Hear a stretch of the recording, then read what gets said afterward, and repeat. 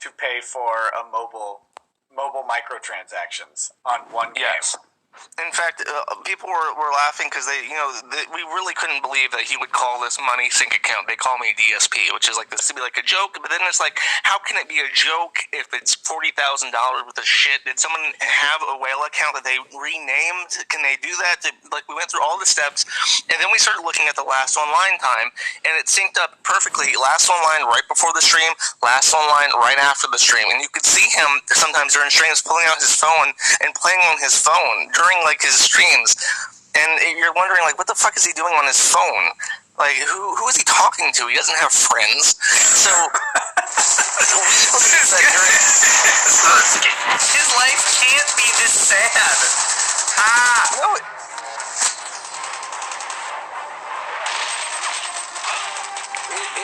This is because there's no other possible explanation, and it's just he wanted to be the winner. He wanted to be number one. He wanted to be the best fighting player for Street Fighter or whatever the fuck, and he came in fourth on a cart that nobody played, and that was his legacy. And now it's like he can pay money to be a winner in this game, and we think that's why he's so addicted to it. Oh my god, that can't. Oh, I wonder, those digital assets aren't transferable, are they? Damn, that would be great, right? What if the court could auction off his... mandated eBay auction for They Call Me DSP on mobile. WWE. So funny. Could you imagine? That would go for a fortune. Like, there'd be someone out there who, like, they could take over DSP's account. That'd be great. I'm sure there's a whale out there who really wants that game. It's like, whoa, this is like a $40,000 account. I can spend $10,000 right now on eBay. Yeah, but you know, like, you could crowdfund and channel the autism into the meme of buying DSP's account, and it'd be even funnier, right? Yeah, it would be. Can you imagine how sad he would be if he lost that fucking mobile game? That's been... Because he has like $10,000 of debt that he's just accumulated over like a decade, right? That has no value, doesn't make him happy, doesn't spark joy. It's just debt. And and when you get depressed like that, you impulse buy. And we think that a lot of the WWE shit is just impulse buying. But taking that from him, he can't even be number 4 in fucking WWE Mobile Gacha. Oh my god, that's sad. Gerard Hanna says, "Oh my god, Nick, did Nancy Pelosi violate 18 U.S.C. 2071 by ripping up Trump's speech?" I can tell you no. Let's see, so whoever willfully and unlawfully conceals, removes, mutilates, obliterates, or destroys, or attempts to do so, or with intent to do so, and carries away any record, proceeding, map, book, paper, document, or other thing, filed or deposited with any clerk or officer of any court of the United States in any public office, blah, blah, shall be fined under this title or imprisoned not more than 3 years or both. No, because one, what she did is almost guaranteed to be protected under free speech. The very act of destroying your opponent's written memorialization of a political speech is going to be protected speech. And two, there's another copy. So, no. Long story short, no.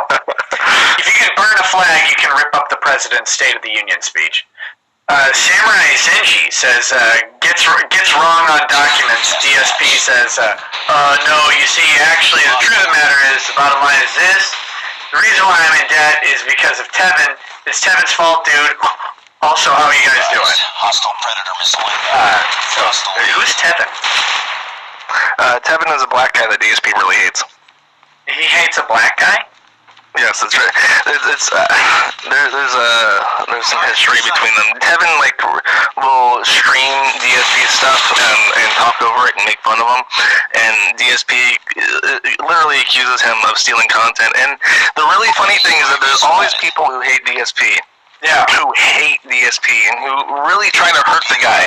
Tevin is just like, it's just a black guy, and he does a reaction to DSP stuff. And for some reason, DSP hates Tevin more than everyone else. More than the people who actually fuck with him. And it's kind of like, DSP, you don't hate Tevin because he's black, Is he, does he go after him on copyright stuff and stuff like that? I think so. He probably has. I would wager yes, but I can't think of one off the top of my head. Oh boy. I saw DSP. I was watching a video clip of him making cup noodles. That's a famous one because he can't conceptualize the utensils you need to eat a cup of ramen. Yeah, he had like a towel with like a whole bunch of spoons on it. I don't know what was going on with that. Sorry, I was reading chat because people are angry. No, you're not angry. I don't think the chat's not angry. They're saying that DSP says he wishes he could sue Tevin for copyright infringement, but he hasn't had the money for it. But I'm thinking you were asking more about the YouTube copyright system abuse. Yeah, well, just in general, yeah, because you can make someone's day terrible on YouTube through the copyright system without ever going to court or proving anything. It's a mess. YouTube is fucking awful. Yeah. For that. At some point, that's gonna come back to him. Okay, but the total of all property, $427,000. So then we have creditors who have secured or claimed secured by property. Oh my god. Oh, you got Tevin Dan on Twitch. That seems rude. Yeah, because I bet you what it is that he complained to Twitch stuff like, oh, he's bullying me, and I think Twitch has weird rules where you can't like restream someone else's stuff and comment over it. Like you can't do live reactions like that. Yeah, you can't like. I think partners are restricted from really going after other partners or like disparaging them or anything. Yeah, and if you're a smaller channel, you can't punch up at all because you'll get shit on. Yeah. Okay, so secured claims. So these are going to be the mortgages on his property. This, 347,666. With the bulk of that being on his main property. Although he's not underwater on his main property, he's only underwater on the Connecticut property. And then we have unsecured claims. He has $15,000, and that's his tax lien. And then he has the rest of it, $131,550, and this is all like credit card debt, from what I could tell. It's like all credit card debt. It might also be a car. Now the car would be on the secured property. Oh, okay. That's my fault. I think I said that's real estate, but it would also anything that's going to have a lien on it, your car, your house, those things are going to be secured. Yeah, he probably has 10,000 in each card, and he's just maxed them all out. Well, he goes through the individual amounts that are on every card. Okay. So we can look at that. His income, him plus a spouse, he claims $5,077.92, and expenses are $5,112.99. So he's insolvent here by his claim. The other thing, so the way Chapter 7 works is it's the test is apparently whether or not you are below the median household income for your state. That's how you go. Let's see, state median income chart. For Washington State Department of Social and Health Services. So median income for two in the family, oh, look at that, is $5,541. So he's below it by, just under $500. Yeah, and people speculate that is very intentional.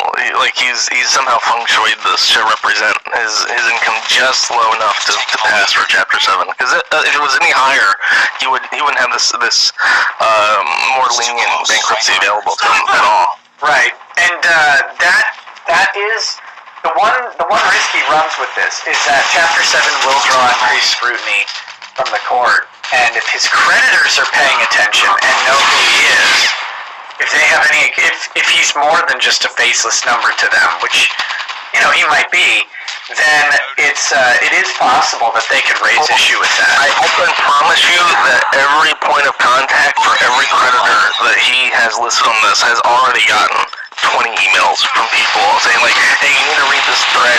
And I'm not saying that I have encouraged that, and I've tried to quell people calling for action to do stuff like that. There's no point. The people who don't like DSP really don't like DSP. Well, you can't tell the internet what to do. Like you just can't. They do the opposite almost all the time. That's just how it goes. I've tried to tell people that lately, because not telling them what to do. I'm trying to tell them, look, if you try and tell people what to do, they're going to not do it. They're going to do what you don't want them to do, specifically because you told them not to. I wish more people understood that. Okay, so primarily consumer debts. So we're going to have to go. Consumer debts are those incurred by an individual, primarily for a personal, family, or household purpose. There you go. I wonder if on his taxes he tried to write off that 40 grand as a business loss. Well, he might have a better claim for that, except that he used to stream mobile games, because you can do that now. There's an app where you can stream stuff to Twitch from your phone. But he doesn't stream WWE Legends, because I think people, were catching on to the fact that he was a whale, and they made fun of him for it, and people were like, why are you begging for Twitch donations when you're spending all this money on this gacha game? People don't like watching it anyways, But if he had been streaming that game consistently, he could probably write it off as a business expense, because it's like an entertainment thing for his fans, but no, but then it would be, but then that would be, that would be a business debt, and so that would cause him trouble. If he did really? That.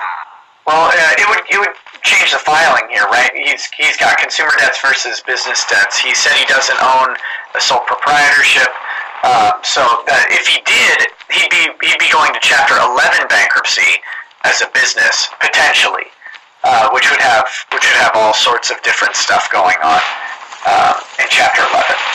Okay, I have a question. Are they going to go into detail more about his real estate? Okay. Because I have a question about that. Yeah, we're getting there. So he's got his tax debt here. So from the statement of your current monthly income, total current monthly income from the official form 122A, he's got $5,733.01.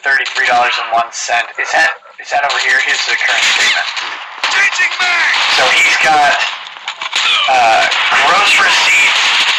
He's got $92,34.53. And then ordinary and necessary operating expenses. For his business, $5,243 for his business. Yeah, I think that's like a general number. It doesn't break down any further, because people have been speculating for 100 pages now. What the fuck is $5,000? Because, the forum is big. I rent half a rack in the data center. I have 4 different servers. I have a network router, and I have all these different LLCs. I have all this other shit that I buy every month, and it's under $1,000 a month. So what the fuck is he buying in his house to operate a live streaming thing out of? Yeah, I mean, that's $5,000. Well, have you considered possibly that he's building a new computer every month? He would have to, because my computer isn't $5,000. I just skimmed this one for the, I skimmed this one to make sure there wasn't anything I needed to redact. So he's got total current monthly income. Yeah, so he's got $39.90.69 plus $17.42.32 for his wife. Multiplied by 12. Because he claims he doesn't have a business, right? But yet he's claiming business expenses. That was another thing that people were really like, what's he doing? That's a little bit weird, because those business expenses should come out of his LLC. They shouldn't come out of his personal. He doesn't have an LLC. Well, he didn't say that. He said he doesn't have a sole proprietorship.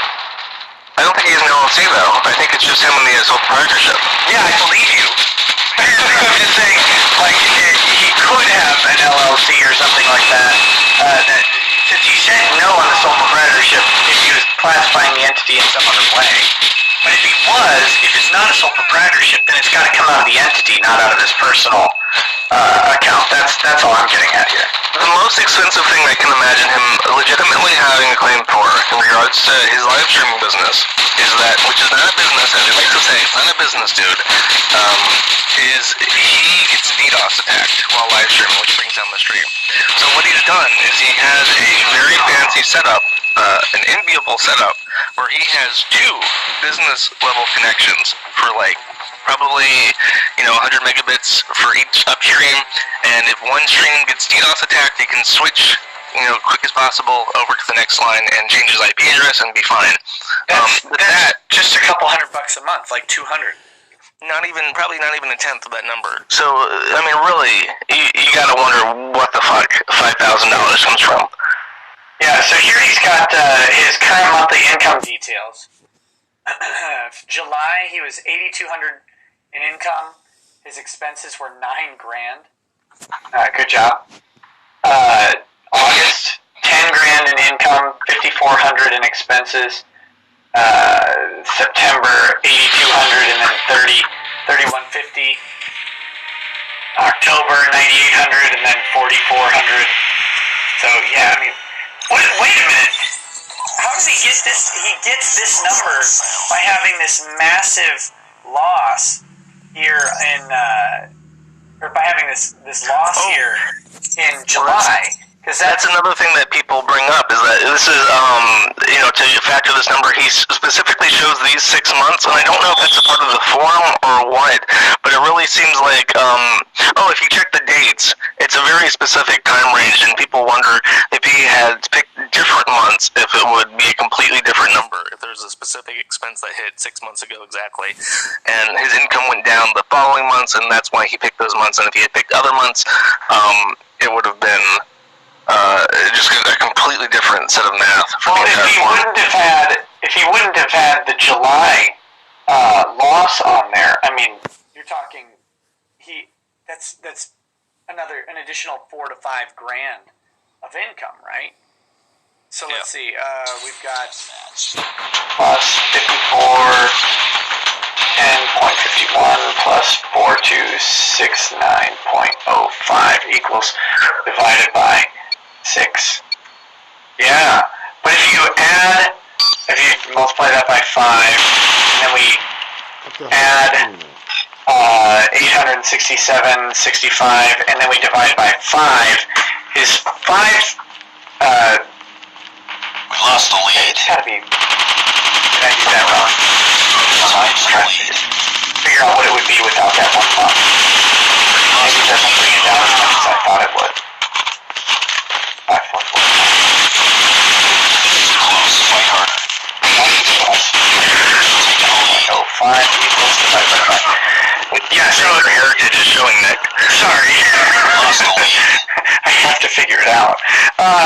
So yeah, if you take off that July amount, he's making $49.66 amount. That's an additional $1,000 a month that gets taken off by that. That's a mess. So what do we have here? That's literally, if you think about it, that specific loss and how that adjusts the balance sheet is the basis of the entire filing. If that number is off, if his money is any higher than it is right now, he can't claim Chapter 7. From what I understand, Chapter 7 is for people who don't make much money, who incur a tragedy, a catastrophic loss of finance, usually hospital bills, their car gets fucked, something like that, and then they can save themselves by filing for the special Chapter 7. And he is essentially taking advantage of it for gratuitous personal spending. I'm sorry, what's the question? Oh, is that right? That in the eyes of the court, he's taking advantage of something not really for his situation? I mean, I think the court's going to have a lot of questions about these expenses, right? Like, or they should. What the hell are you spending this much money on? Because this looks suspicious. It looks calculated, like you say, to come in just under. I mean, the fact that his income plus her income comes in just within a couple $100 of the maximum amount they can have is highly suspicious. I think the court's going to want an accounting, or they should ask for an accounting of what are you expending this on? The creditor should be asking the court to take an accounting. Where are these expenses that he's claiming here? Even not the creditor. I mean, the creditors probably will, because if they just stop at this first point of contention and say you don't qualify for this because you make too much money, you have to do Chapter 13. Then he has to refile his Chapter 13, and that's not what he wants. But there's a name for the adversarial. Like, the government has an adversarial relationship to fill in this instance, right? And he has someone who is going to be looking at this and being no bullshit about the numbers. And is there what's the name of that position? The trustee. The trustee. So the trustee has a job of looking at this and questioning its validity, right? Yeah, the trustee acts as like a liaison between the bankruptcy estate and the creditors, and then they, if there's anything they can take or liquidate, they would then do so. But again, the remedy is going to be Chapter 13 versus Chapter 7, because we have to assume that he doesn't have any of the money. So he may be lying about his expenses coming from a business, but does he have that money in there? If he doesn't have the money, they can't take it. You know what I mean? Well, he's got equity in his Washington condo, and that's another thing that I'm saving. No, he doesn't have equity in his Washington condo. He does, because it's appreciated in value. So you're saying that the amount that he put down for the value is Washington condo? I thought we were talking about Connecticut. No. There's a lot. Okay, there's a lot. There's something special about the Washington condo to say, and about the Connecticut condo that he lied about twice. Okay. Well, let me just say one thing. I looked up the exemptions for Washington State, and because the exemptions really do matter on bankruptcy. And Washington State has where did it go? They have an equity exemption of like $126,000 in equity on the condo. And at some point, I don't know if we're there yet.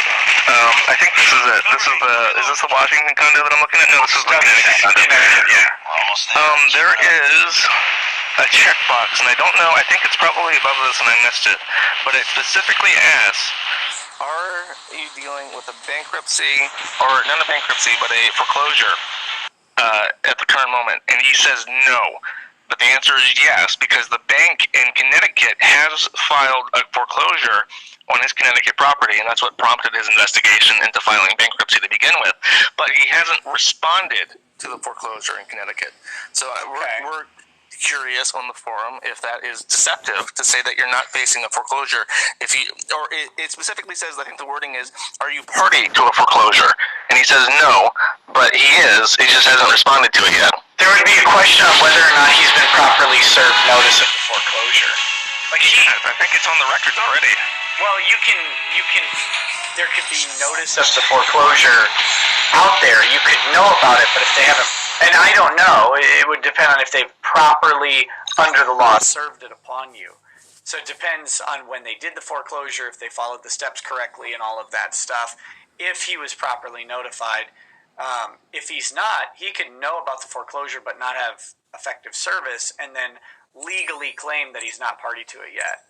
He's acknowledged the foreclosure in Connecticut on stream, by the way. I forgot about that. Yeah, and that, do you remember, in the Maddox lawsuit, though, Asterios, he tweeted out the first page of the lawsuit, right? The lawsuit when Maddox sent it. But they didn't actually serve Asterios the paperwork at the time that he tweeted it out. He downloaded it, or someone downloaded it and sent it to him from the New York court website. He hadn't been served, so he knew about it, he acknowledged it, and still service wasn't actually effective until That's funny, because I know the U.S. has very strict rules on servicing, but I didn't know you could say I know this is happening, but until they actually get the document to you in the appropriate way, you are not served a lawsuit. So it's possible. Now, banks tend to be pretty good about service of bankruptcy notices because they're so strict on it, especially with the 2008 stuff. The courts got so strict over the past decade, really, on how they deal with banks, because they regarded how the banks were acting as scummy, and it's so prejudicial to have someone's home get taken from them. So they really tightened up this stuff and provided a lot of consumer protections. I'm not saying he wasn't served, but that would be one plausible explanation as to how he could legitimately claim it. But so homestead exemption in Washington is $125,000 of equity in the principal residence. So that's the maximum he can claim. There, you don't get an exemption in your secondary residence, but his secondary property is this is the Connecticut property here, and that is, as we'll see in a little bit, that is underwater by a good amount, something like $40,000. And the bank owns that debt outright, so they're going to want that money. Yeah, well, they have basically a security up to the value of the home, and then everything else would be unsecured debt, so it'll be handled like a credit card, that $40,000. So if he gets Chapter 7, that'll go away, if he surrenders the property.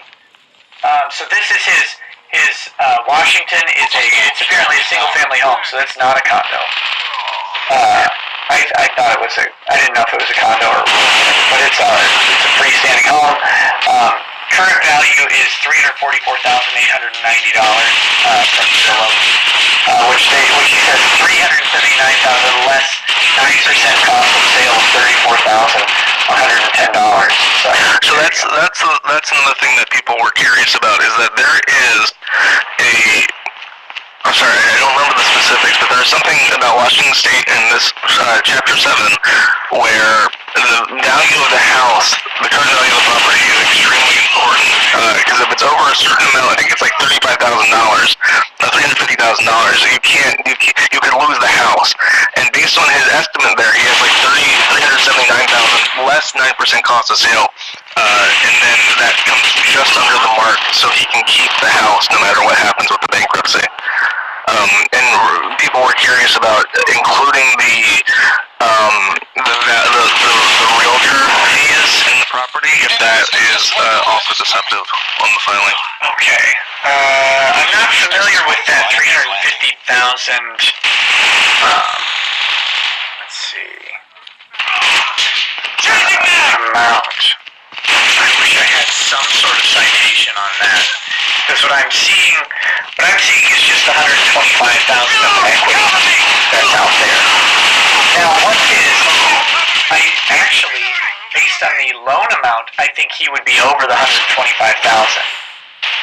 in equity. So that it might be that simple. That this 9% cost of sale, which I'm not sure how he's getting 9% cost of sale. Because it puts them, whatever the math is, I'm sorry, I don't remember it, but whatever the math is, it very specifically puts it right under that. And the same with the initial filing with the Chapter 7. It's like, he tweaks the numbers to get it just right. And it's very obvious to people in the thread. Yeah, now, I will say that this is probably a very common part of bankruptcy practice, tweaking the numbers to get them just right. Like, that's... but the problem for most people, the blessing for most people is that their lives aren't so public, right? So there's no one verifying this stuff. Someone in chat says it's the $125,000 exemption he is over because he stated property value on the bankruptcy form. He lied and lowered it. Yeah, let's see. So we've got we'll get down to the thing. We can do the math when it breaks it down more specifically. So he's got the Toyota Corolla, current value listed as $15,853 from Kelley Blue Book. He's only got 5,000 miles on the car. Why even own a car? You never drive it. No, I think, his car is like 3 years old and he has 5,000 miles on it. And it's like a expensive car, isn't it? No, it's just a Toyota Corolla, but... Yeah, it's just a mid-range sedan from 2017, so... this is probably an accurate value on Kelley Blue Book. But just why own a car if you're never going to drive it? I drive 5,000 miles a day. It just feels like perfect. Okay, so electronics. No. No televisions, radios, audio, video, stereo, and digital equipment, computers, printers, scanners, music collections, electronic devices, cell phones. Doesn't own a cell phone. Cameras, media players, and games. He has all of those things in multiple amounts. He has visibly in the background of every stream he does, there's a pile of shit. There are recent streams where he's showing the ground, and he has a fucking PlayStation virtual reality goggle set, which is like $600 just laying on the floor. Like, very clearly he's lying about this. The only way to get around the lie is to say that it's owned by the business. But saying his cell phone is owned by the business would be a huge stretch. I think. Well, he does play WWE Legends. Big Guy says that Phil has a 500 Blu-ray collection next to his 50-inch 3D TV in his family room. It's too close. Fight hard. Well, that's another thing, is that, there's a thing that's asking if he's received $600 in gifts. The PS4 that he has and the TV that he has were gifts. People straight up gave him those things, and they are worth $600 by themselves. And that's another thing that he lied about on this form. It's great. Collectibles of value, nothing. Doesn't know thing. He doesn't have an entire room dedicated to his fucking horde of man-child toys. That doesn't exist. You can't go into his house right now and find it. No sports and hobbies. This guy doesn't do or have anything. It's amazing. No firearms. He does have clothes. Miscellaneous clothing and shoes, $500. I mean, do you realize that, like, 2 pairs of shoes is $100 worth of shoes, right? I have 2 pairs of shoes. I don't think I have $500 worth of shit in my luggage. Maybe you're an international hobo. You don't count. He's basically a hobo. You have to put everything in the overhead bin on a train. Like, that's the life you live. You're a weird sort of David Carradine. I can believe that Darkside Phil has, like, at most, like, 3 outfits, and it barely... I don't even think he comes up $500. I bet you that's overestimating how much shit he has to wear. This guy... I don't think so. When you really get down to it, I don't buy it. Like, does he wear pants? Does he wear jeans? His jeans probably come from Goodwill. No. Yeah, all you're telling me that he used to have a Beamer. He used to have a BMW, right? Look, he doesn't have to have taste. He can have a Beamer and wear Goodwill clothes in it. That's a reality. Someone who buys a Beamer will at least buy like a pair of Levi's, like at least one. And then they would depreciate in value, because maybe he said they're all worn clothes, and now they're at Goodwill pricing. Even if he did buy it new, I'm standing for Darkside Phil here. You do it. $500 worth of shit to wear. You impale yourself on that sword all day. He does have miscellaneous jewelry worth $200. Oh yeah, he has like a watch, I'm sure. It's a watch that he bought on Amazon to go on a date with. Oh, that's $200. He has a stack of loot boxes and fake loot boxes. All my shoes are from over the last decade. At most, I buy $20 worth of shoes. I wear shorts, $365 from Goodwill. You guys have better austerity than I do. That's why we don't have $130,000 of credit cards. Yeah, well, I don't either. But I mean, I wear comfortable jeans. That's. Well, you can buy. You've made enough money on Super Chats to go buy yourself something fun. The rest of us are going to Goodwill. Most of them predate Super Chats, to be fair. I don't shop for clothes that often. Non-farm animals. He has a cat. He has a cat named Jasper, and now there is the JQ, the Jasper question. Who the fuck owns this cat? Because I think he's had it since before he knew Ket. It was Kat, the wife. I thought his cat has to be worth like at least $1,000, right? Like I found that out because he brought it on stream for like $1,000 or whatever. So yeah, I know the cat exists. We know it exists. People have been arguing for literally 50 pages about who owns this cat, and we're curious if it's Cat's cat, or if it's his cat, or if it's the business's cat. See, now I'm getting hell for my shorts. Guys, what would be really sad is if you found out how much my terrible shorts cost. That would make you more mad. Wait, does he have a horse? Are you people full of shit? He doesn't have a horse. He has a horse. No, he just has a cat. He doesn't have a horse. I hope he has a horse too. Like, I want because he wouldn't take care of a horse. That's a lot of work. Cat can empty the shit box of the cat, but she can't take care of a horse. She already has Phil to take care of. Cynic 8 says, you forgot the $200 silver snack tray for Kat's boyfriend. Oh, that's not good. They're saying Cat's the horse. Okay, I got it. I'm on one page now. Okay, gotcha. Spotted. So, any other personal and household items you did not already list, including any health aids you did not list. So no household items. No, I guess furnishings?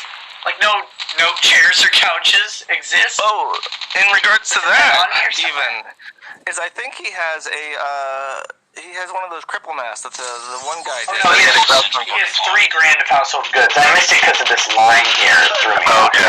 Sorry, what were you saying? I was saying that he had a cripple mask that the one guy had to crowdfund.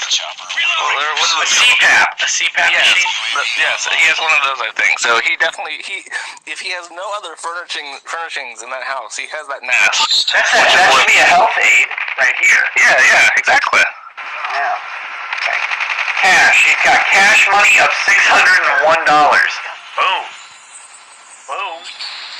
I wonder if there's a bankruptcy exemption for cash.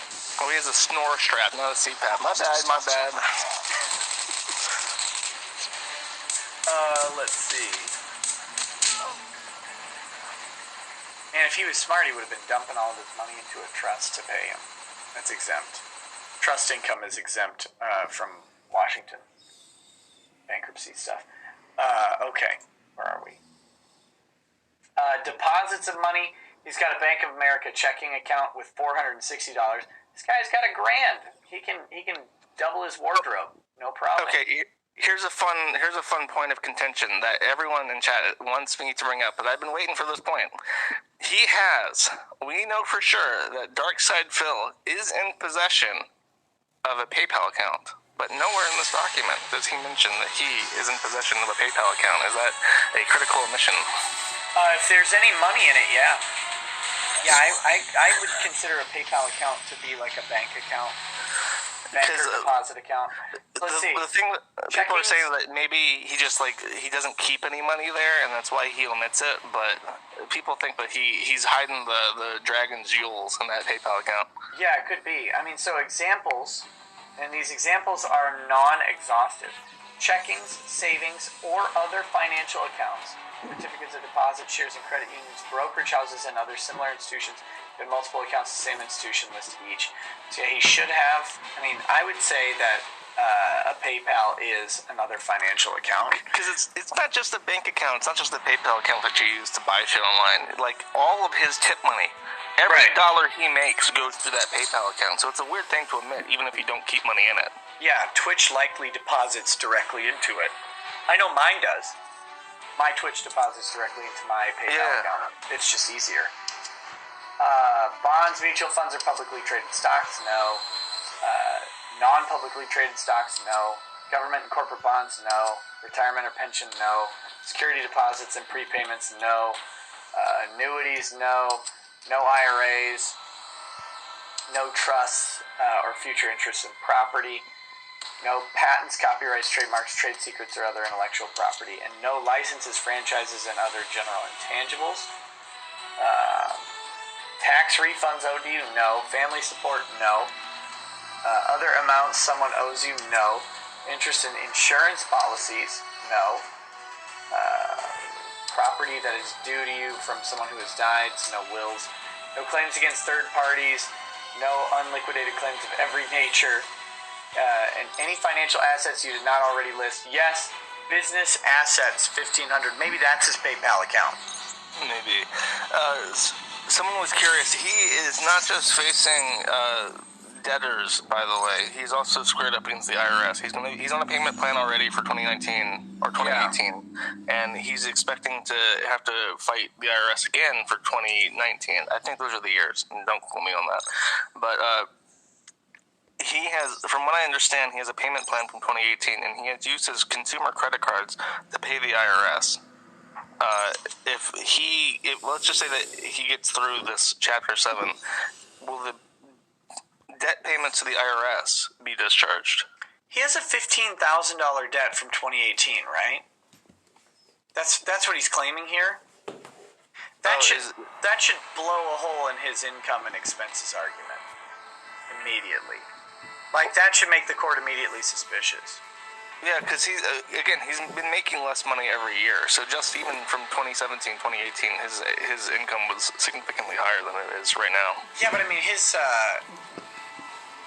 two-person tax bracket, $25,000 exemption. Oh wait, no, he was solo in 2018, right? He got married in 2019. Yes, April 2019 was his marriage. Okay, so he gets a $13,500 exemption. He's still got to be making six figures in 2019. Oh yeah, easy. To get a $15,000 tax bill. Again, he's got. If the bankruptcy judge is paying attention, I mean, he's got so many red flags. It'll be interesting.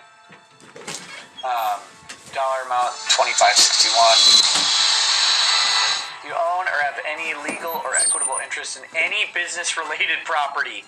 No. Wait. Yeah, that's another thing, because he claims that he has a home office, I'm pretty sure. That part of his equity is part of his business. But he also claims that he has no equity in business-related property. Yeah, but it's any legal or... It's not business-related real property. It's business-related property. Oh, yeah, okay. His computer, if it's not personal property, is business property. Yeah. So his all of his electronics and stuff, that would still be business property. Do you own or have any legal or equitable interest in any farm or commercial fishing-related property? No, I believe that. Do you have any other property of any kind that you did not already list? No. No season tickets or country club memberships. Alright, so total real estate, $405,000. Oh, excuse me. Total vehicles, $15,853. Personal and household items, $3,700. There's no way it's that low. I don't care what anybody says. Total financial assets, $2,561. Here's a personal experience. The court probably won't believe that, even if it is 100% true. Because I remember when my mom's house caught on fire, we filed for insurance claims. Yeah. And we put something like $22,000 for the entire value of everything inside the house. And the maximum was like $50,000 for the claim. And they said, we think you undervalued your property. Yeah, because everybody does. I mean, everybody undervalues the property. Personal property. It's one of the biggest problems in homeowners insurance claims is that people realize how much it costs to replace all their stuff when they have to do it. $3,700. A fridge, an oven, and a microwave, and a washer and dryer is $4,000, right? Like minimum. Yeah. That's for cheap stuff. It's crazy to think you have $3,700 in your kitchen, like almost guaranteed. This is a $400,000 house. Should we look up his? Should we look up his property? I don't have. The value on the paper is the current Zillow evaluation. I was just gonna see what it looked like how big it was and stuff like that, how new. Because I mean, a judge is gonna look at this and be like, "Are you serious? $3,700 in your household items? That's it? Like a washer dryer that's made in the last 10 years is $1,500, even if it's cheap for those two things." And we paid that. TVs, anything. Apparently, his coffee maker is $500. Yeah, I saw someone say that. Okay, so current value of the portion you own. So this is his thing. $344,890. Amount of exemption you can claim is $125,000. Toyota Corolla, $15,853. Amount of the exemption is $1,525. Is that? Hold on, let's see. The exemptions on a car, automobile. Where is that? Motor vehicle exemption. The debtor can exempt up to $3,250 in one motor vehicle. So he's actually under. here because he owes so much on his car still that he's actually not taking all of his exemption on the car. That's nice of him. Well, is he at risk of losing the vehicle? His primary vehicle? No. Are you sure? Yeah, he's well under the exemption he can claim is $3,250, and he's only claiming $1,525 because he owes like $12,000 something on the car. So as long as he's paying his car note, he's fine. Okay. So, because they won't take his car to try and liquidate it because it's not actually worth this much. This is the value of the car, but he owes something like $12,800 on it or whatever, which we'll get to in a little bit, or more than that. He's got to owe $13,300 or whatever. Miscellaneous house. Oh, what? Sorry. Not to backtrack, I think you might mention this a little bit up ahead, but in regards to the cat question, and this is something that we need to point out because it was talked about for so long. He claims he does not have any non-farm animals, but he will claim at some point in this document, he may have already claimed in this document, that he spends $100 a month on pet food. Right. How can this be? It's other people's pets. He's a pet cuckold. But he feeds them. He's a pet cuckold feeder. So he's gonna. Oh no! He buys cat food for like his neighbor, and then he goes over to his house and looks through the binoculars and watches his neighbor feed the cat. Oh my god! Miscellaneous household goods $3,000, clothing and shoes $500. Yeah, and I think his clothing and shoes exemption is much higher than this. Yeah, he could claim $3,500 for furs, jewelry, and personal ornaments per person. So he could have claimed more stuff there. So maybe he does only have $500 worth of stuff. Maybe I don't know. I bet you I'm right. I'm going to be proven right by the passage of time. The creditors are going to come in there, tally everything up, and it's going to be like $4.99. I'm surprised the Kiwis haven't like logged the value of his clothes based on his streams. He's worn on all his streams and looked them up on Amazon, gotten the exact value and the depreciation of jeans over time.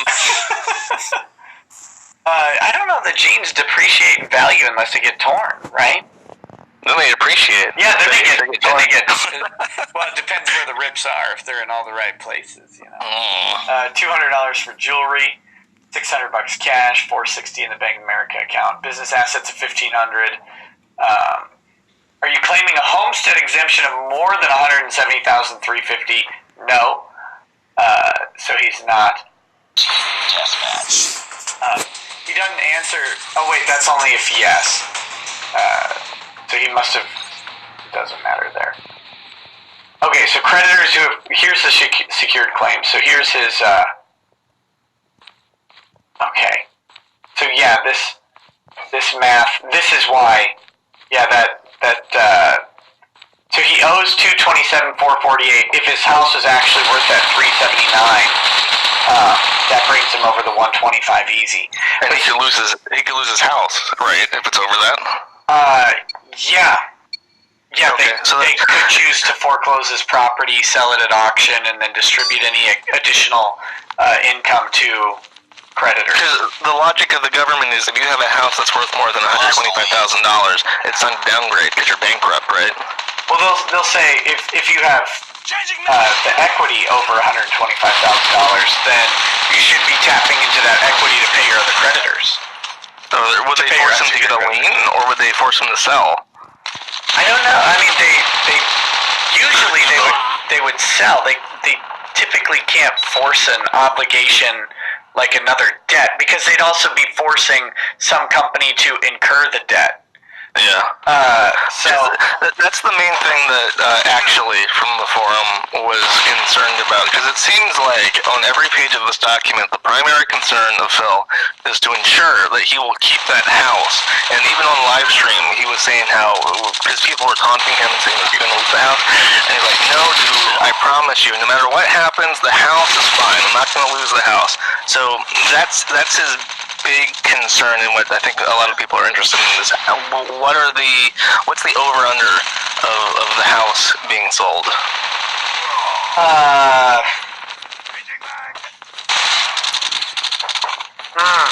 That's a good question.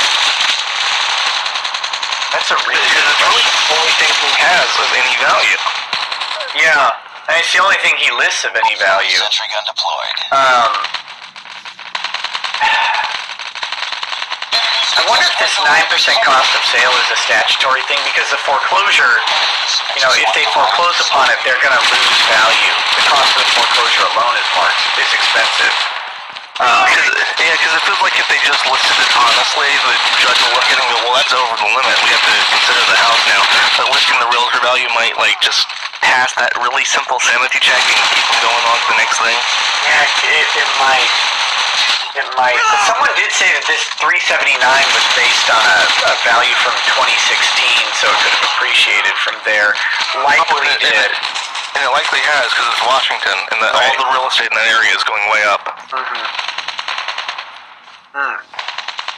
What was I looking up? Oh, I looked up his Patreon. His Patreon is $376 a month.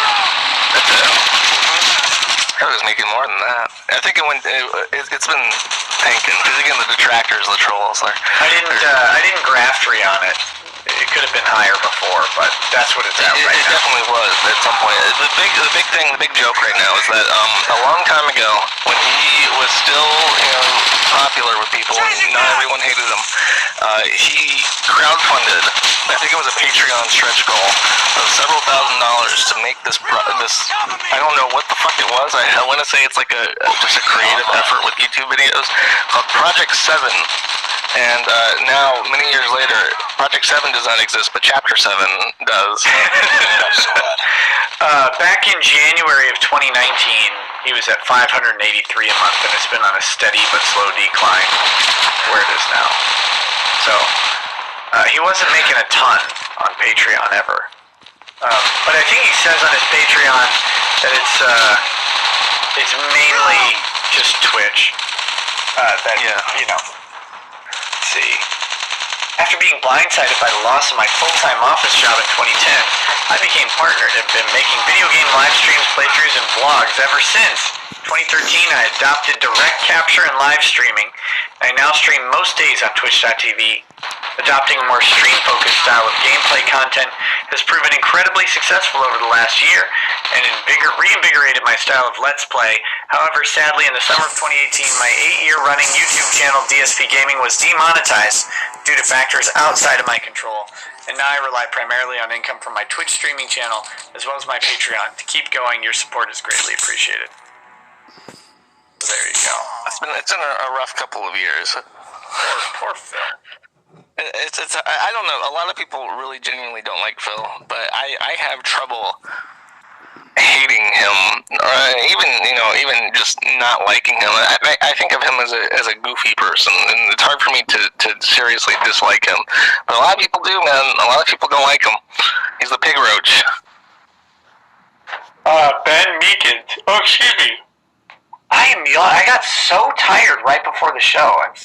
I've been waking up way earlier in the day. My sleep schedule got ruined by my kids being sick, so I've been waking up at between 6 and 9 a.m. They're not goofing, are they? They don't have the Wuhan flu. No. They all had the vomits for one day each. It was great. Just fantastic. Just went to the other, so it never stacked on any specific day? No, it stacked on a couple of them. It was a 3-day period for all the 5 kids. But it was every 30 minutes like clockwork. I was cleaning up vomit. It was perfect. And you guys want to know about that, right? That's what we should be talking about on this stream. Let's get back to Phil here and his sadness. Okay, so here's this other one. This is his condo. So his condo is worth $60,611 according to his Zillow estimate, but he owes $105,890, which means he's $45,279 underwater. And I wonder when he bought this thing. I bet he just tanked it. 2008 for the Connecticut home. It was specifically 2008. Oh, I was joking when I said that. No, 2008. So yeah, he bought it right before the mortgage crisis. Well, I mentioned my mom's house, and she bought her house at like $200,000 in 2008. Right before the crash, and then it like lost half its value, and then it caught on fire, and it was covered for the full amount. So it worked out perfectly. Seems a little suspicious. I'm just saying. I know, right? We had a good cover story. Trust me. Yeah, I believe it. None. So yeah, here's his car, 15,853, and he owes 14,328. So that puts his exemption amount. That's why it's at 1,500. So no, he's in no danger of losing the car. Very important night here for his wife to get to work in that car. So here's the values: 347,666. So now we get to go to the unsecured creditors. And guys, if you want to know how to ruin your financial life, just take advice from Bill here. This is how you do it. You have your $15,000 to the IRS that he owes. That's nice. The 2018 back taxes. And then here are the non-priority unsecured claims. American Express, 1128. That's not that much. Good job. But he has a second American Express for 6422. So why would they give him two? What the fuck is the point of that? Look, you can get all kinds of credit cards because they're so American Express is, if you look at it as a payment processor rather than a credit card company, I mean they're a brand that licenses out their card usage to banks, right? So there's a bank that makes an American Express, or that issues an American Express card that American Express does the processing for. And all of that. Okay, I have a general question. How many credit cards, and everyone in chat, I want your participation. How many credit cards do you have total? I can do this. I have two credit cards. I used to have 4 at one point. Because there was a point really between losing my job and graduating law school. Where, we had to carry some credit card debt. But, lots of 1s, 2s, 0s, I see. Yeah, I'm shocked by all the people who have no credit cards. That's impressive. It's a good thing. Because there's a saying that when my mom got really big into finance at one point, and the one thing I remember from her reading her books about money is a saying that if you have $5 in your pocket and no credit card debt, you are richer than the average American. Oh yeah, so by a long shot. If you have no debt, you have no credit cards, keep it up. That is the good shit right there. I have quite a few because I have to juggle money in a spastic manner. But yeah, I'm very impressed because Phil has 13. I think once you pass double digits with credit cards, you might want to reconsider what you're doing. I would imagine you juggling credit cards. Not the debt. I mean, literally the credit card. Yeah, that's how I do it. That's how I decide what to pay each thing for. I just throw them up in the air and pick one. That's how it goes, man. Most people, I shouldn't say most, many people have been there, self included. I remember, paying. It's like, okay, which one of these is going to be late this month? I loved when Congress got rid of the late fees on credit cards. That was great. Or the late penalties and stuff like that. He is 14. I don't know why I've been saying 13. I guess 13 is a funnier number than 14. Yeah, it is. 14 is that. It's got a Bank of America card. This one has 26 grand on it. Then he's got another BMW Bank of North America. I don't know what's that. He doesn't even have a BMW. 2741. Maybe he's still paying it off. Oh, God. Wouldn't that be funny if he was still paying off? I don't think this isn't his car note though. This is something else. No. It's like he really thought he was fucking cool using the BMW and the BMW Bank of America. He's like in the club now, man. He's like a cool hip dude with his BMW. Yeah, I can only get a Ford Bank of America card. Capital One, 10,751. Chase, he's got $14,100 here. Like, imagine how depressing his mail is at the beginning of every month. Oh, fuck that. He better subscribe for paperless, otherwise he's killing some trees. Like, but the amount, just seeing those amounts, like, that's dispiriting, right? Like, you open all that mail, it's like, I owe I gotta pay $130 on this one. I gotta pay $60 on this one. I gotta pay $250 on this one. Oh my God, it's gotta be daunting. Any handwritten notes from my fans, my hundreds of thousands of fans? No, just credit card debts. Okay, I'm gonna go back inside and play WWE Legends for a couple more hours. What's the highest amount of credit cards I've heard of someone having?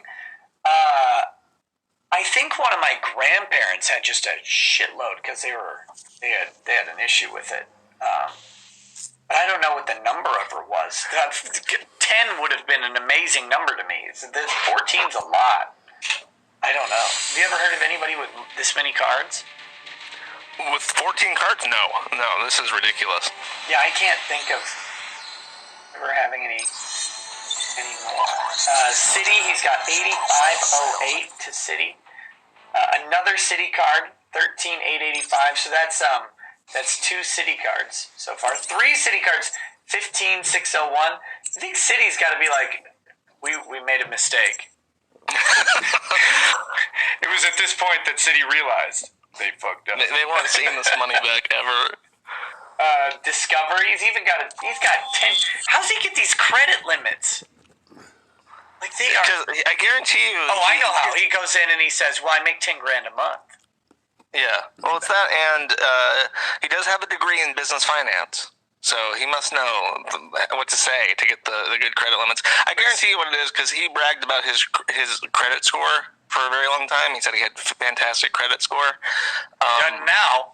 Not anymore. But I guarantee you, he just pays the minimums, and that's great. If you get a credit card, here's my financial advice, not legally financial advice, but in general, if you're just starting out in life and you don't have any credit, and you're thinking you might get a house or a car in a couple of years, get a card and buy something, and just slowly pay it off. Yeah, and that's all you got to do to get a fantastic credit score. It's not rocket surgery. It's not brain science. You just give them more money than what you bought. Yeah, you should. You buy like one TV for like $1,000 and pay the minimum payment every month. Buy yourself a Bing Bing Wahoo toy and just pay that off very slowly. And after 6 months, you'll have a great credit score. And when you go to buy a car, your life will be a lot easier. So he's probably going into these banks saying he makes $10,000, $15,000 a month. I'm famous, famous Twitch streamer. Yeah, maybe you've heard of me. Dark Side Phil, expert at Dark Souls. And yeah, so then they're going to give... I mean, these are not impressive credit limits. They're impressive credit limits for someone who has so little in their life. Lending Club Corporation, so Lending Club, that's nice. 9,300 there. Prosper Marketplace, 4,355. And then he's got a Sam's Club card for $3,800 to Sam's Club. And then another $4,700 to U.S. Bank. God, that's depressing. Yeah, now would be a good time to ask another question from Ashley. He is curious, what are the chances of, should a court date come, and I guess he doesn't literally physically have to go to court to face the music on this, what are the odds of the creditors being there? Changing that! I mean, they'll probably send someone, or they'll be teleconferenced in, I would assume. So each of these banks is going to send a person to, like, I guess, what do they do? Do they talk with the trustee? Do they talk with him about... Well, they would raise any objections that they have to any of these numbers. Okay, so you're going to have 13 different banks sitting there saying, this doesn't make any sense. If they choose to. I mean, they could just, some of these banks, $3,800 for Sam's Club, they might just say, oh, whatever, it's a loss, who cares? But Bank of America with this $26,000, like, that's an amount they might want to try and keep, Yeah, or get equity from this house to pay off, because they're getting screwed if they don't. Yeah, so it depends on the creditor if they want to deal with it, but they theoretically could send someone to raise objections to any of these amounts, because they're going to be looking at these documents prior to that hearing. They may be filing something. We'll have to watch and see what comes If they make a movie about this, they'll have to call it 14 Angry Banks. Yeah, no, it's got to be, if you make a movie, it's artistic license, it's got to be 13 Angry Banks. Okay. One of them doesn't show up. That's why the lowest limit doesn't show up at all. Well, one Sam's Club, so. So yeah, he's back to the tax amount is there. But yeah, so all of those credit cards add up to $131,550.28. God, it's a lot of unsecured debt. Oof. What do you know? I guarantee you, when you look at the business expenses, I guarantee you he's including like the interest on his cards. Yeah, I think he's including his credit card payments. I think that's that's the only way I think he's including his mortgage too. Yeah, it has to be the mortgage. It has to be all his payments. All his payments for everything is included under a business expense.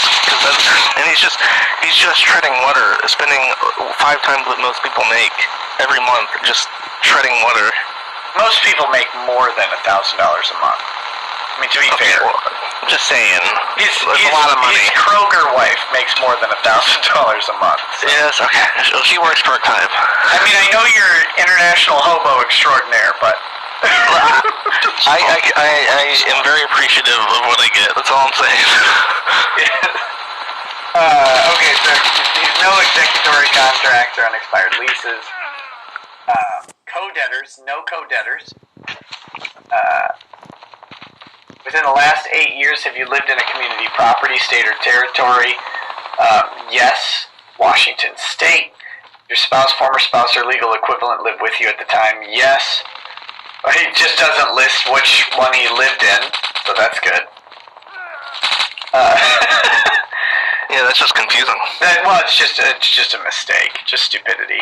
Should have put Washington down. The income. He lists himself as employed, but then he lists self-employed. I mean, but what entity? Is he employed by the sole proprietorship, or that doesn't exist, or does he have an LLC? I don't think he has an LLC. He's a content creator. He's just utterly fucking confused by what to check for anything. He doesn't list how long he's been a content creator. But if you listen to any of his streams, he'll quickly remind you how long he's been doing live streams on YouTube. So he knows. He's just admitted it. The gross wages, salary, and commissions, she makes $1349.92. That's less than they put at the other one, right? Enemy here. Doesn't he list her income as 17 something? With that too. Yeah, 1742.32. Because I think on that one number, he uses that to calculate. She gets tax, Medicare, Social Security, and deductions. Okay. Wait, no, that reduces it. That reduces it. Yeah, no, that number is the one he uses to determine their net income for the purposes of filing Chapter 7. The subsequent number is the true one. So he fudges that number too. Oh my god. So he has no deductions on payroll here for himself, some insurance, union dues, taxes, and Medicare. And he's got his own net income, $39.90.69. Beautiful. Beautiful. So then that comes out to the 50.77. This is... Yeah, he's got 57.33.01 here. Yeah, and if you put in what Kat actually makes, it would be over. So he has to fudge her numbers too. Yeah. He fudges everything, and that's why it seems like maliciously deceitful.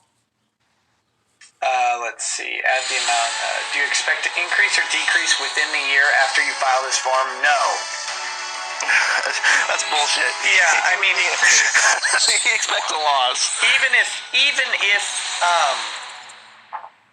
if you don't expect a loss, like streaming income is so volatile. Like he could expect an increase or a loss. Let's see. So here we go. Your expenses. Is this a joint case? No. Do you have dependents? No. Expenses include expenses of people other than yourself or your dependents? No. Expenses. The rental or home ownership expenses for your residence, $1,830. So that's his mortgage payments. And then he's got home maintenance, repair, and upkeep expenses of $360 a month. Utilities, electricity, heat, natural gas, $150.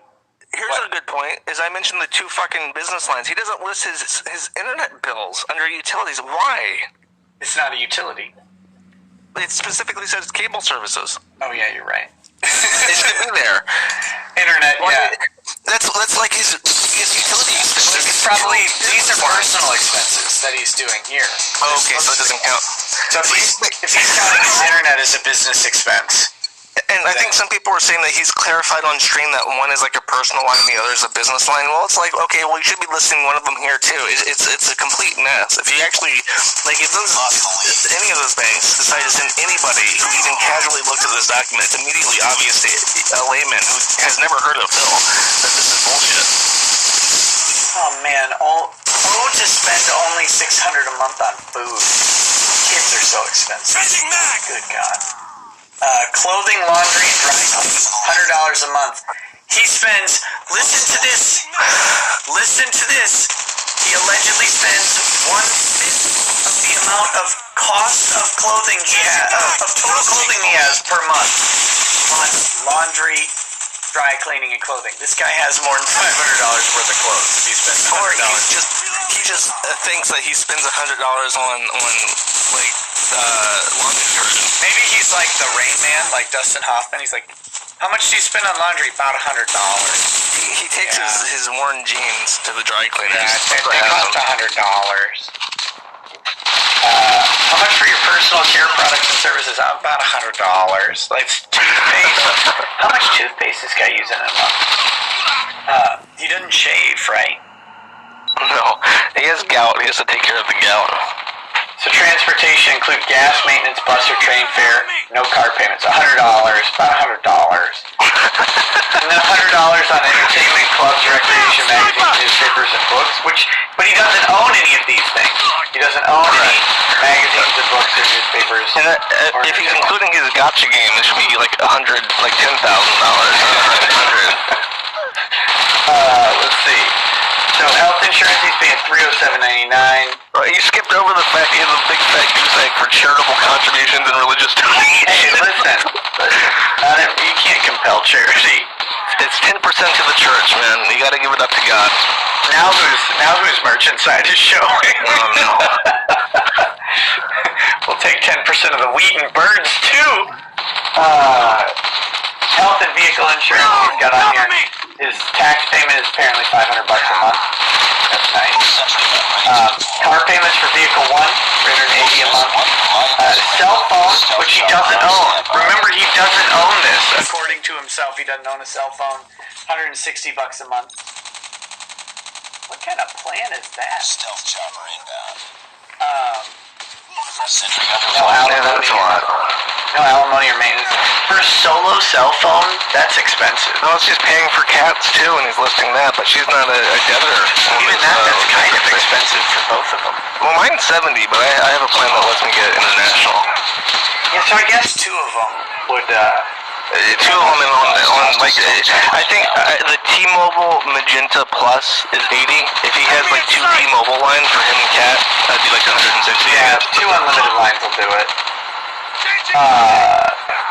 Other real property expenses not included in lines. Mortgages on other property. He has a mortgage on another property, right? Like he has a mortgage on his Connecticut home. That's listed there. Yes. Real estate taxes. I guess he doesn't pay those. It's not that he doesn't have them. He has two properties, but he doesn't pay those real estate taxes. And he has no property homeowners or renters insurance. He's in a gated community. He has to have a homeowner's insurance. But homeowners association or condominium dues? Nope. Wrong. Yeah, that's bullshit. That's just wrong. That's just like, anybody can look at this and say, you have 2 houses, you pay taxes presumably on them. Wait, so then he has miscellaneous personal care, miscellaneous and personal hygiene. That should have been covered up here. And it's also $100. $100 in pet food, pet care for the pet that he doesn't have. He has homeowners on both, so I don't know how the hell he is claiming. He could have made these monthly expenses really high, but he chose not. I feel like we've spent more time correcting this than he spent filling this out, because there's no way he's trying to bullshit the courts in 14 different banks. His monthly net income could be much, much lower than this. Why didn't he do that? like, someone said he stopped paying the mortgage on the other house in April, but he still owes that debt. Like, that's still an expense. Just because he's not incurring it doesn't... I mean, he is actually technically still incurring it. They can come and foreclose on the property. Real estate taxes baffles me. Why wouldn't you put this stuff in? This is where you'd want it. Yeah, this is like stuff that you can point to and demonstrably prove as a real expense that is causing you financial problems, as opposed to the mysterious $5,000 that you can't explain. I am underwater on this stuff. So what did he claim was his monthly expenses? He claimed... Watch, I'm going to suck on this one. Ordinary and necessary operating expenses. This amount is so close to this amount. Yeah. There's 52.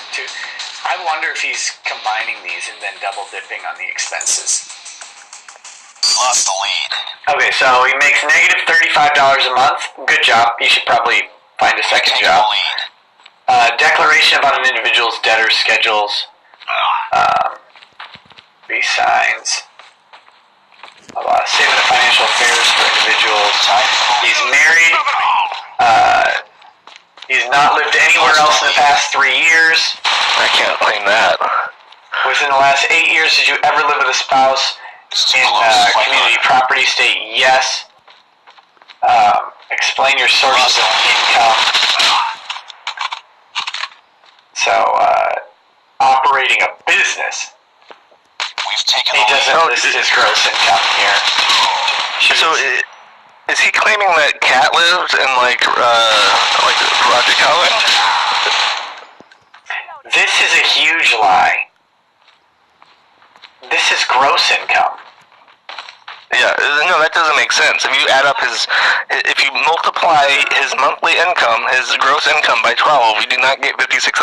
Yeah, he makes this in under 6 months, according to his own calculations. So this is a big screw up. Good job, idiot. And then net, maybe? This should be his. This is still low for his net income. Although if you, no, I guess because he had that loss. I mean, he listed $875 loss or whatever in July. That's still gross. He shouldn't be considering his. No, I know, but if he was doing net, taking the lead. If he was doing net income, that's how you. It might add up. Yeah, it would be number. Yeah, and 2018 being higher is coincides with. Yeah, but it should be much higher because he's doing that here too. Changing mag. I bet because the judge would be pissed if he comes in with 130 grand in income, showing, and then 150 the year before. I don't know. It's weird. The judge is going to be pissed when he has to change every single thing on this form. Any other income during this year or the 2 previous calendar years? Any other income? No. Royalties, gambling, and lottery winnings.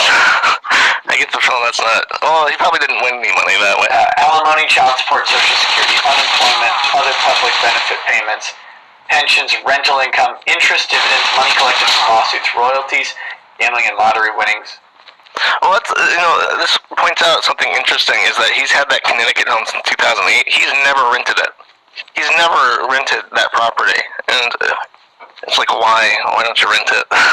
People have been telling him for years to rent it, but he refuses. I wouldn't want to be a landlord, man. I wouldn't.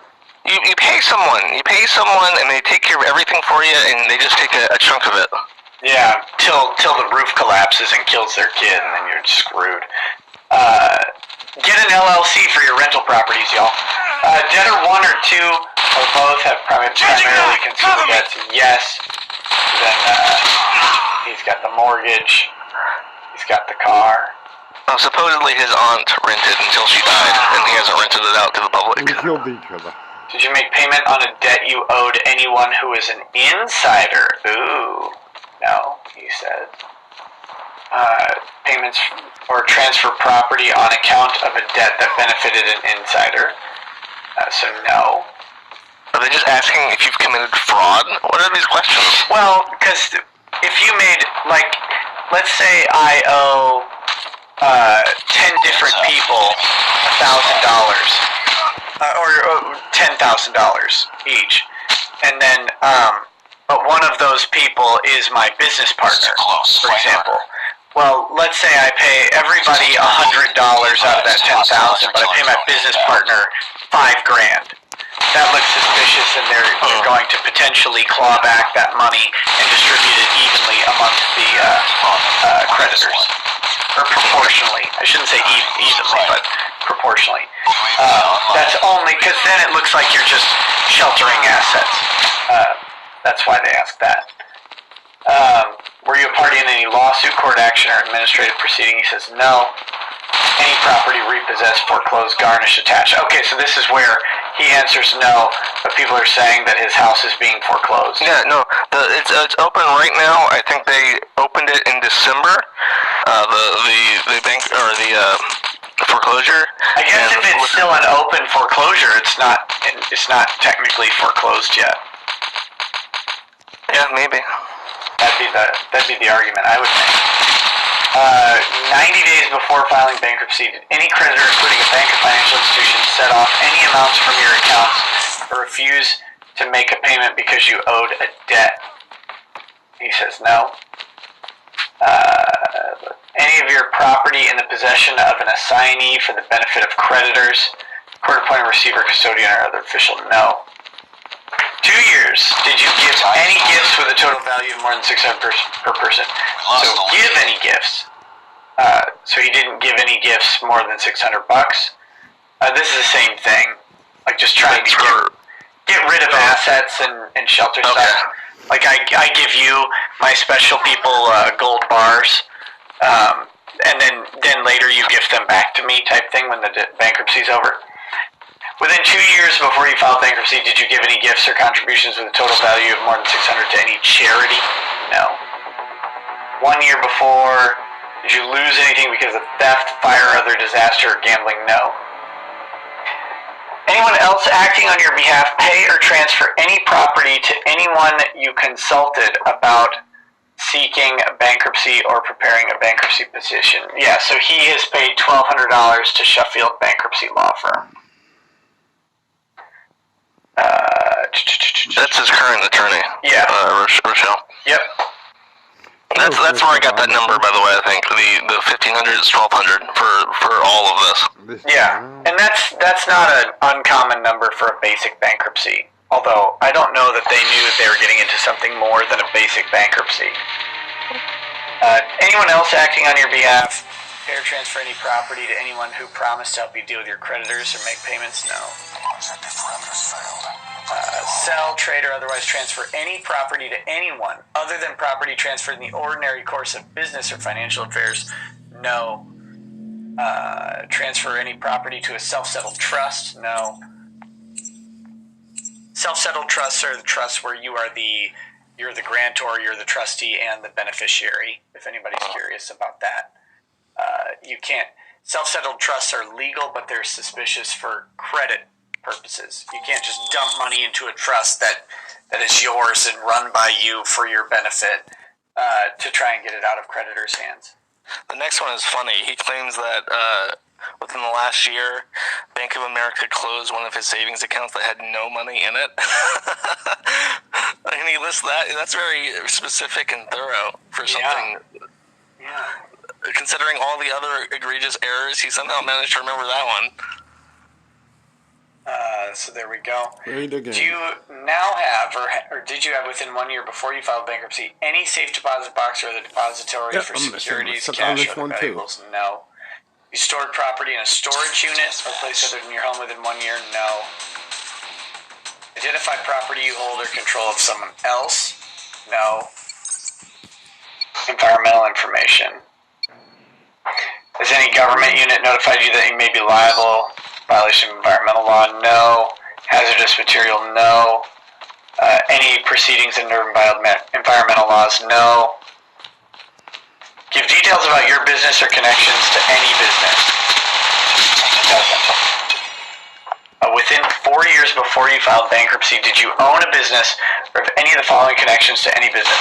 Sole proprietor. He has a sole proprietorship, and he claims that he's self-employed, but then on this part, he doesn't check the box that says self-employed. Yeah. How do you? That's just wrong. No matter how, it doesn't matter what your legal understanding is. That is plain English that he's lying about. Yeah, that one. See, and the problem with these types of things is, even if he just says, "Oh, I made a stupid mistake," he's still drawing attention to it, right? Like this is the type of stuff you should get right. He's begging for scrutiny when he really should not want scrutiny because he's under the limit for 8 different things. Check all that apply. Okay, so wait. Checking all that apply above and fill in the details for each business. So he says yes, but he didn't check any of these, so good job. Lost the lead. But he does say Burnell Production. Yeah, that's the name of the sole proprietorship. Lein.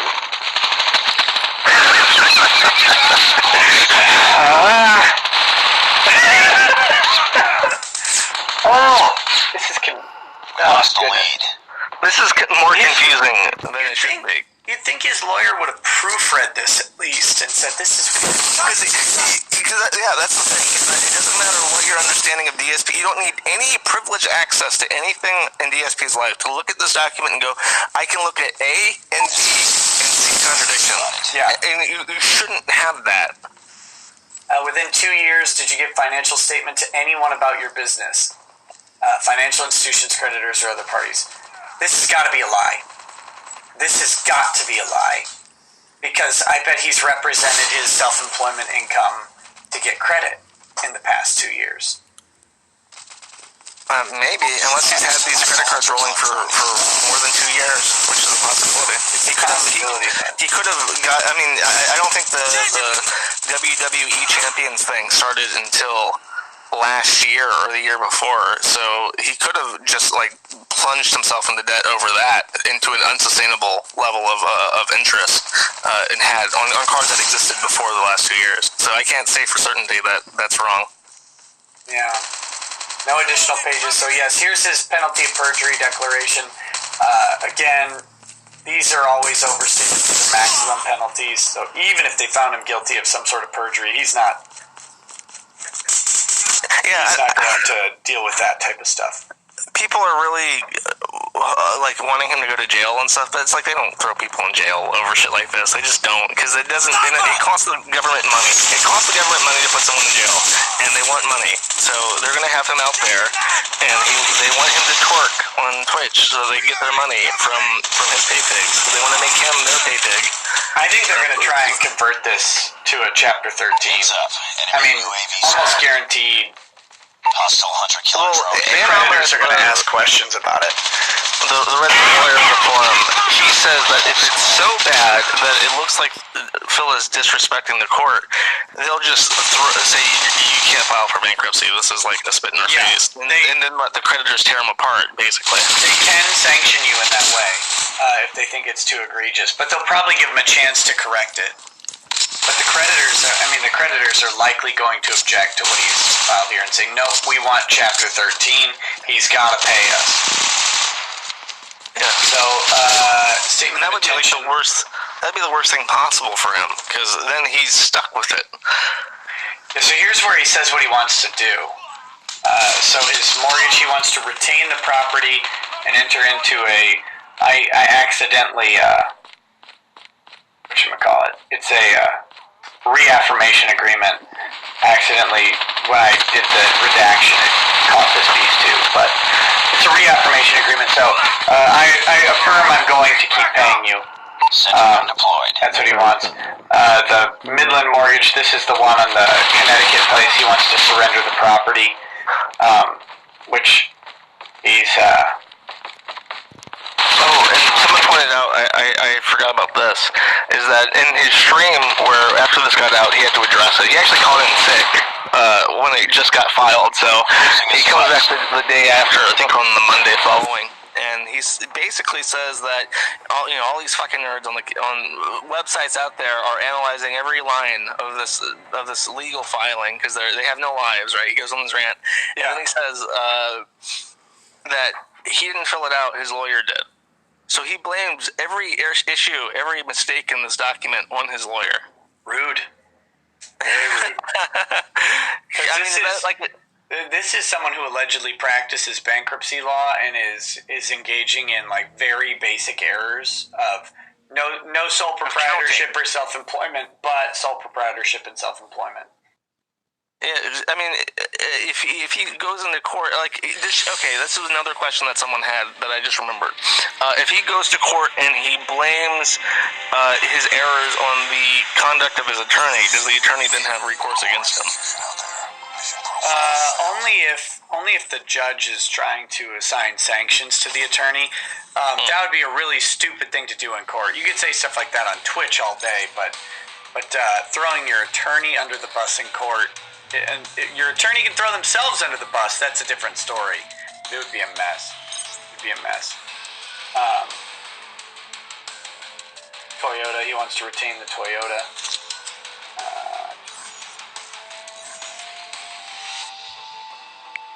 Describe your unexpired personal property leases, and then sign.